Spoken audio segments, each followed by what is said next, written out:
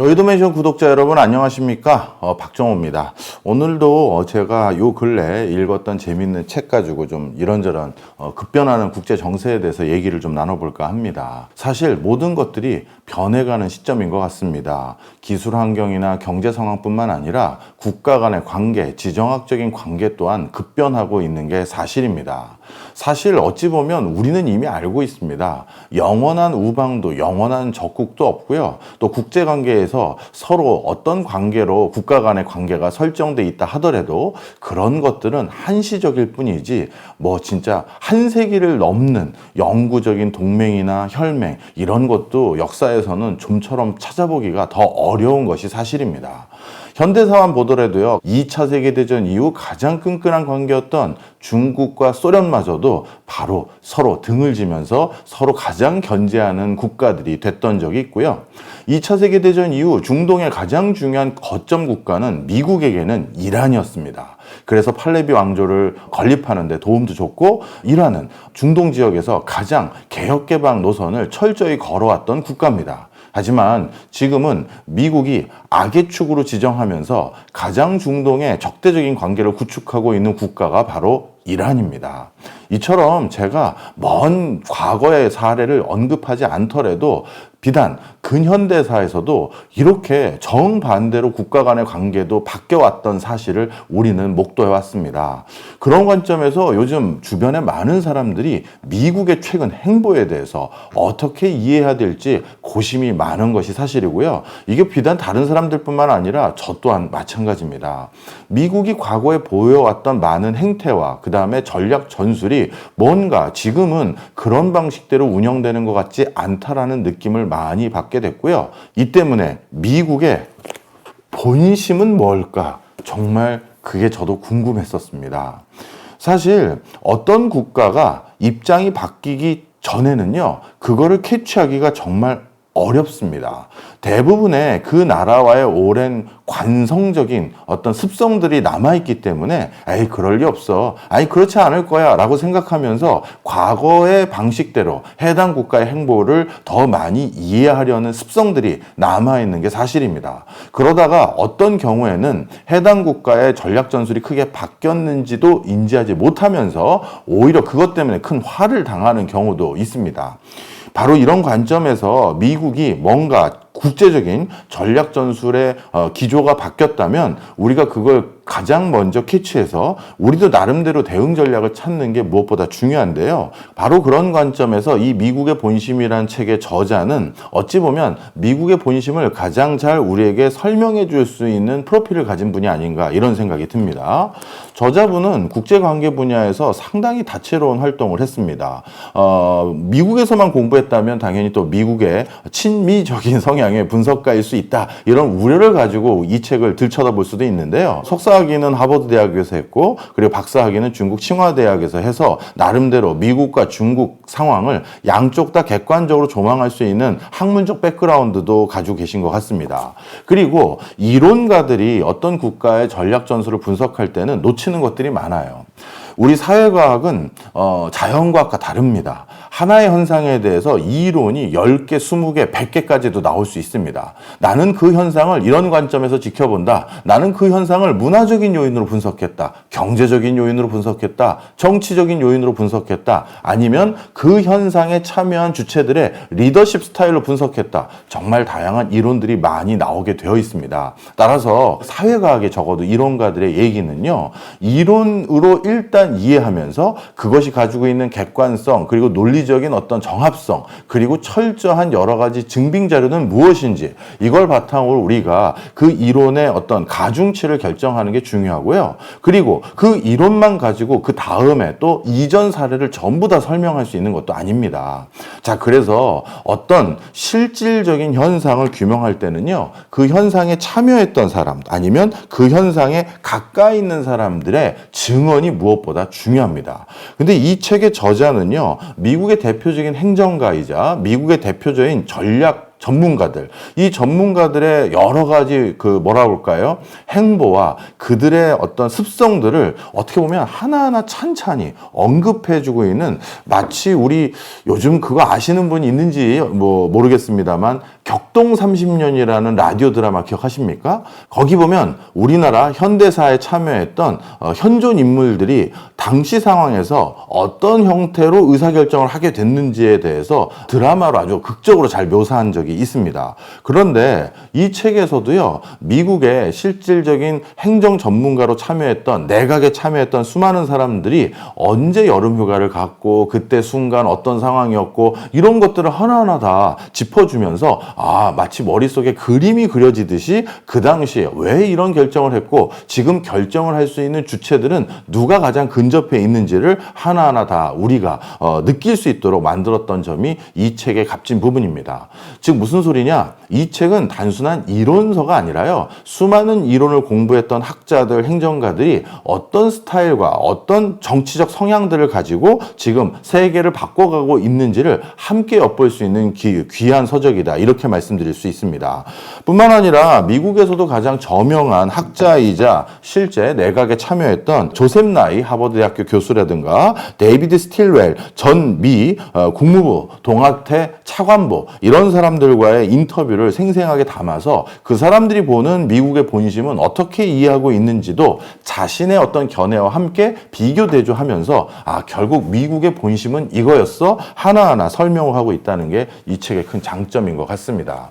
사실 미국이 뭔가 지금 전략 전술을 바꿔야 될 이유는 차고 넘치는 상황입니다. 일단 미중 관계가 신냉전이라고 불리울 수 있을 정도로 요즘 급격히 악화되고 있는 것이 사실입니다. 그런 과정에서 미국은 중국을 대하는 스탠스를 통해서 전 세계도 또 어떤 방향 설정을 해야 되는지 재점검을 해야 될 시점이 됐고요. 지금 미국은 내부적인 여러 문제에도 도전을 받고 있습니다. 일단 사회 분열이 그 어느 때보다 극심해지고 있는데요. 정치적 분열, 문화적 분열, 그리고 경제적 양극화, 이런 것들로 인해서 미국 내에 다양한 집단 간의 분열이 심화되고 있는 위기를 경험하고 있고요. 그리고 빈부격차도 그 어느 때보다도 극심해지고 있습니다. 상위 1%의 소득자들이 미국 전체 부의 대부분을 소유하고 있고 하위 60% 사람들의 소득은 정체되거나 아니면 오히려 줄어들고 있는 것이 지금의 미국의 상황입니다. 그렇다고 미국이 경제 분야에 있어서도 계속해서 선도그룹을 유지할 수 있다는 그러한 사실도 담보하기가 어려운 실정입니다. 제조업은 쇠퇴했고 일자리도 감소하고 있고 그 과정에서 글로벌 공급망 등이 재편되면서 미국의 허리 역할을 할 중산층들이 악화되고 있는 상황입니다. 이 과정에서 미국도 많은 사회 문제를 해결하기 위해서 적극적인 재정 투여를 해봤습니다만 그것으로 인한 효과는 도드라지게 나오지 않은 상태에서 미국의 재정 압박만 강화되고 있는 상황입니다. 따라서 외부적으로는 중국이라는 포스트 패권 국가의 급부상과 내부적으로는 여러 가지 사회 문제를 봉합하기 위한 갈등, 그리고 그런 갈등을 치유하는 과정에서 엄청난 재정 지출, 이런 것들이 미국 사회가 떠안고 있는 새로운 문제가 됐습니다. 바로 이러한 문제에 대해서 미국의 새로운 리더십들은 저마다의 방식대로 이 문제를 해결하기 위해 노력을 하고 있는데요. 그 과정에서 미국을 지켜보고 있던 많은 동맹국들은 미국의 행보에 우리가 의구심을 가질 수밖에 없는 부분들이 많이 있습니다. 그 중에 대표적인 게 바로 미국의 외교, 안보 전략이 변화되는 거 아닌가라는 생각을 갖게 되는데요.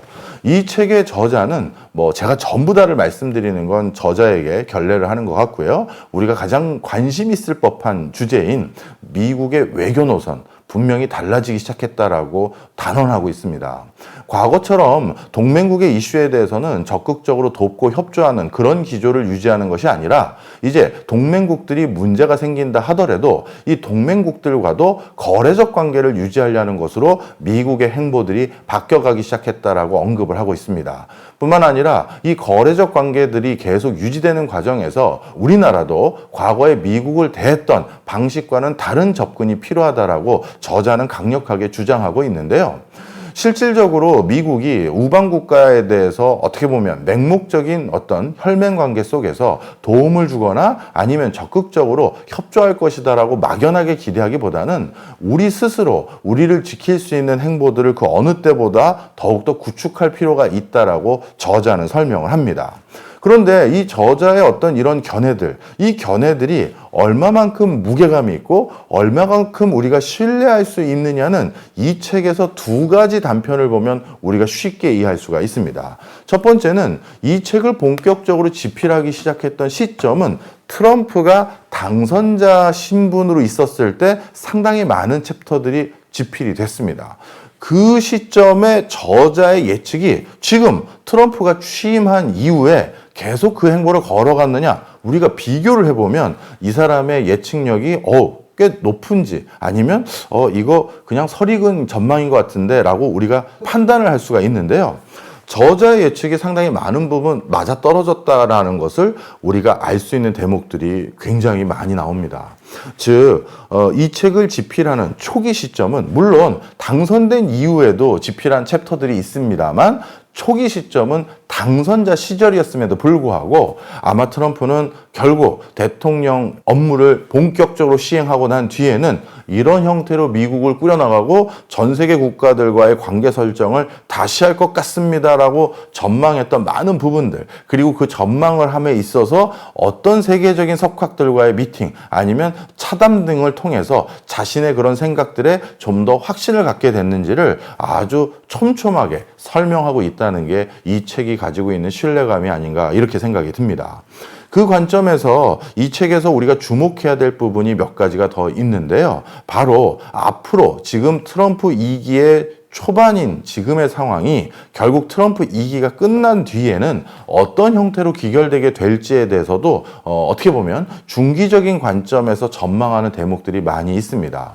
지금 현재 진행되고 있는 러우 전쟁이나 중동 문제 이런 것들뿐만 아니라요. 앞으로 글로벌은 어쩔 수 없이 각자 도생의 상황으로 진화 발전할 수밖에 없다라는 것들을 찬찬히 설명을 하고 있는데요. 그 과정에서 우리 아시아 지역도 바로 미국과 중국 사이에서 우리가 어떤 행보를 보여야 될지 그 어느 때보다 우리가 주목해야 된다라고 설명을 하고 있습니다. 특히 저자는 그 과정에서 아시아 지역에서 우리가 가장 관심 있을 법한 우리나라에 대해서 얘기를 하는데요. 미국은 더 이상 외교 안보 전략이 전통적인 예전의 방식을 그대로 고수할 리가 없을 것으로 전망된다. 그래서 글로벌 리더십이나 동맹의 신뢰에 기반하지 않는 미국의 행보가 앞으로도 더더욱 많이 목격될 것이다. 그리고 그 과정에서 미국이 추구하는 이익은 철저히 자국 이익을 중심으로 많은 것들이 급전환될 것으로 전망된다라고 얘기를 하고 있습니다. 그러면서 저자는 이렇게 얘기를 하는데요. 특히 아시아 지역에서 그것도 우리나라 같은 경우 미국만을 바라보는 그런 외교 전략에서 벗어나서 이제 다양한 외교 전략과 그리고 경제적 선택지를 준비해야 되는 것이 그 어느 때보다 필요한 시점이라고 얘기를 하고 있습니다. 어찌 보면 이 저자의 이 서적은요, 전통적으로 한국과 미국과의 관계가 약간의 쉬프트가 일어날 수 있는 지금 초입에 있다라는 것을 가장 먼저 설명하는 책이라고 할 수도 있는데요. 사실 저도 공부하는 사람으로서 어떤 학자가 초기에 그런 상황을 진단해서 어떻게 보면 큰 영광을 누리고 많은 사람들에게 각광을 받고 싶은 욕심도 있을 수 있습니다만 이건 굉장히 조심스러운 거거든요. 학자라는 것은 완결된 내용들, 그리고 이미 다 결정된 내용들을 백데이터라고 하죠. 과거 데이터를 통해서 그때 그것은 이런 현상이었고요. 실질적으로는 바로 이렇게 됐다라고 분석하는 게 맞을 겁니다. 이렇게 과거에 초점을 두고 있는 연구들을 더 많이 발표하는 게 일반적이에요. 물론 그걸 바탕으로 미래를 당연히 전망하게 되죠. 하지만 그 전망 내용은 무엇보다 조심스럽고 아주 섬세하게 전망하는 게 일반적인 결입니다.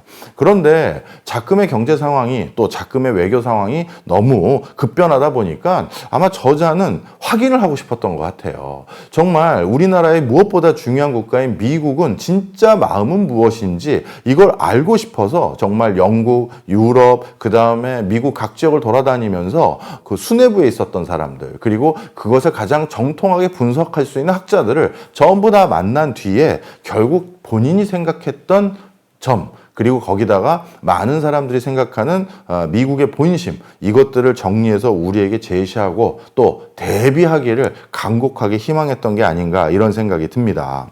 바로 미국의 요즘 일방주의, 그리고 미국의 미국 우선주의, 또 미국 고립주의가 단순히 그 단어 하나로 우리가 오해할 수 있는 부분은 무엇이고, 그리고 그것이 한국에게 가져다주는 영향은 무엇인지 궁금하신 분들이 있다면 이 미국의 본심이라는 책을 한번 들춰보셨으면 하는 바람입니다.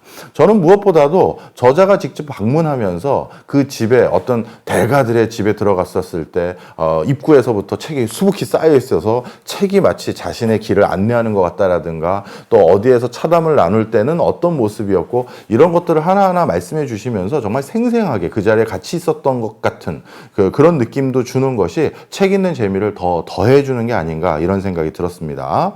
자, 어찌 보면 지금 미국의 행보의 진짜 본심이 무엇인지 세계적인 석학의 목소리를 함께 듣고 싶다면 저는 이 책 한번 읽어보시는 걸 추천드리고 싶고요. 그리고 박스 형태로 우리가 알고 있는 요즘 미국에서 변화되는 여러 흐름들에 대해서 팩트 체커라고 해야 될까요? 실상은 이런 겁니다라고 하면서 깨알 지식을 알려주는 것도 되게 재밌었습니다.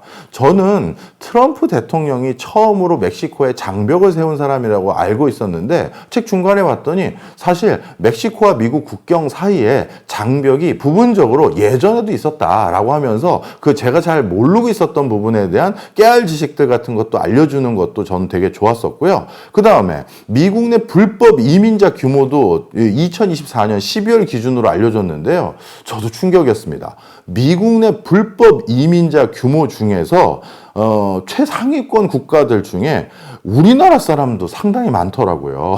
그래서 야, 진짜 이 많은 것들이 제가 모르고 있는 부분도 많았었구나라는 생각이 들면서, 아, 정말 미국 생활도 오래 하셨고 또 워낙 글로벌하게 많은 퍼포먼스를 했던 학자분이 제가 몰랐던 것들도 또 벌충해 주는 것 같아서 저는 무엇보다 좋았다, 이렇게 보시면 좋겠습니다. 자, 모처럼 저도 흥미진진하게 아주 빠르게 읽을 수 있는 책이었는데요. 여러분들도 한번 같이 읽어보시면 어떨까 하는 생각입니다. 고맙습니다.